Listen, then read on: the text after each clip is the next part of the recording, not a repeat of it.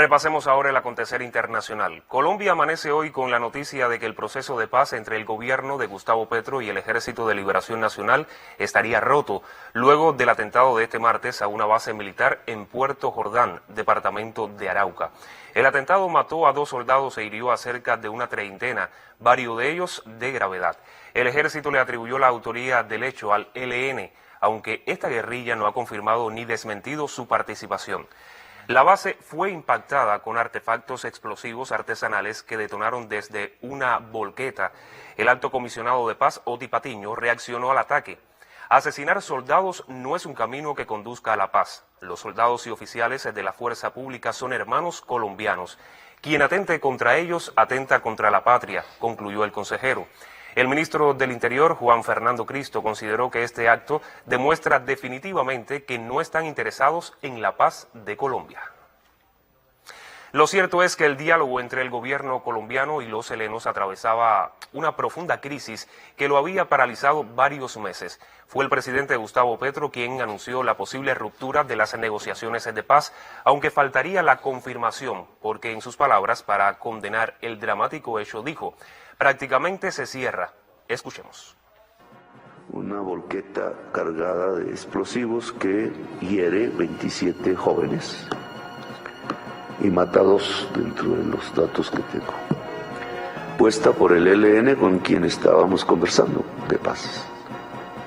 Y obviamente, como sucedió aquella vez en otro sitio aquí cerca, en la escuela de la policía, cuando murieron muchísimos agentes de policía, alféreces que estaban estudiando allí, pues prácticamente es una acción que cierra un proceso de paz con sangre. Y también es noticia que la periodista venezolana Karen Méndez publicó hoy en su cuenta en la red social X una carta que le atribuye al ex candidato presidencial Edmundo González, en la que el opositor dice no compartir, pero sí acatar las decisiones de las instituciones del país.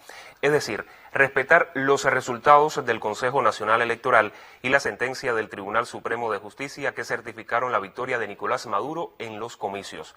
En la misiva, que está dirigida al presidente de la Asamblea Nacional, Jorge Rodríguez González, comunica su decisión de abandonar el país y se compromete a limitar su actividad pública fuera de Venezuela, así como a guardar la debida prudencia y moderación en su accionar. No pretendo en ningún caso ejercer representación formal o informal de alguno o de alguna de los poderes del Estado venezolano, escribió el elegido de Marina Corina Machado, contradiciendo a su mentora política, que sigue pretendiendo posicionarlo mundialmente como el presidente electo. González Urruti asegura en la carta que será absolutamente respetuoso de las instituciones e intereses de Venezuela y dice que siempre apelará a la paz, el diálogo y la unidad nacional. Y un día después del masivo atentado en el Líbano, que dejó un saldo por el momento de 12 personas fallecidas, entre ellos 2 niños, y entre 3.000 y 4.000 heridos, se reportaron este miércoles nuevas explosiones, esta vez de equipos de radiocomunicación, los conocidos walkie-talkies.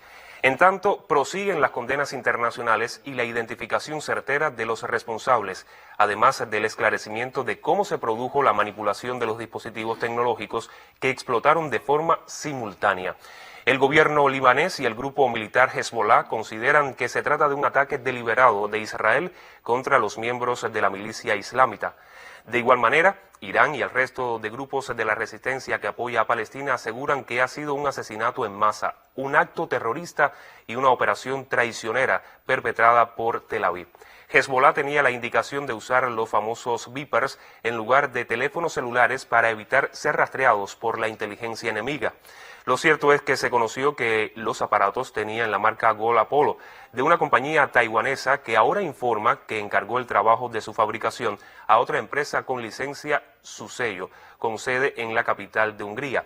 En medio de las especulaciones, el diario estadounidense The New York Times, citando fuentes anónimas en Washington, asegura que los localizadores fueron manipulados durante su producción por agentes israelíes.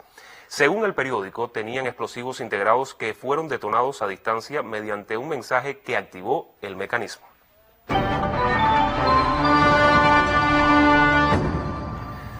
Ante el movimiento internacional y la presión de varios políticos dentro y fuera de Estados Unidos para que se retire a Cuba de la lista unilateral de países supuestamente que patrocinan el terrorismo, la élite de la derecha latinoamericana ha unido fuerzas para contrarrestar esa petición. En una carta dirigida al presidente Joe Biden, dos expresidentes de América Latina y el Caribe pidieron mantener a la mayor de las Antillas en el listado elaborado arbitrariamente por el Departamento Norteamericano de Estado.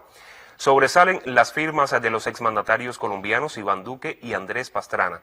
Fue justamente Duque quien hizo en su trabajo el trabajo sucio para que Washington tuviese los argumentos necesarios con los que tildar a Cuba de terrorista cuando pidió la extradición de los negociadores del ELN hospedados en La Habana, y la diplomacia cubana se negó, amparada en su condición de garante de un proceso de paz con compromisos internacionales que no podía incumplir.